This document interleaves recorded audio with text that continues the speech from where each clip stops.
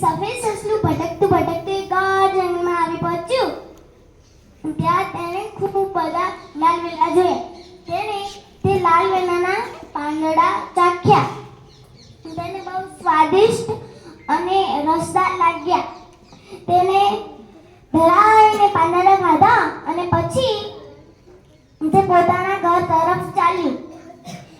તે રસ્તામાં ચાલતું હતું તો તેને એક શિયાળ જોઈ ગયું.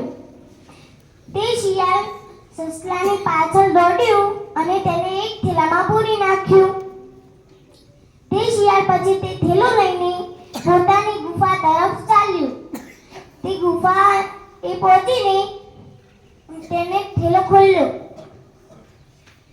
તેમાં સફેદ સસલાની જગ્યાએ લાલ સસલું હતું.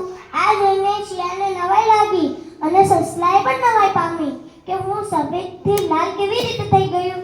પછી તેને સમજમાં આવ્યું કે મેં લાલ વેલાના પાંદડા બહુ બધા ખાઈ લીધા છે. પછી સસલાએ મોકો જોઈને કહ્યું અને શિયાળને ડરાવ્યું અને બોલ્યું કે હું મંગળ ગ્રહથી આવ્યો છું. હું અહીં પ્રાણીઓના સ્વાદ લેવા આવ્યો છું. પહેલા દિવસે તું મને મળી ગયો. આવ અહીં આવ, હું તને ખાઉં. આવ અહીં આવ. આ જોઈને શિયાળ ત્યાં જ થેલો મૂકીને ભાગી ગયું.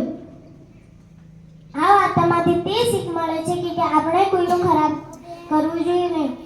નહીંતર કોઈક દિવસ આપણો પણ ખરાબ સમય આવે છે. તમને ખબર છે? એ કહેવત છે.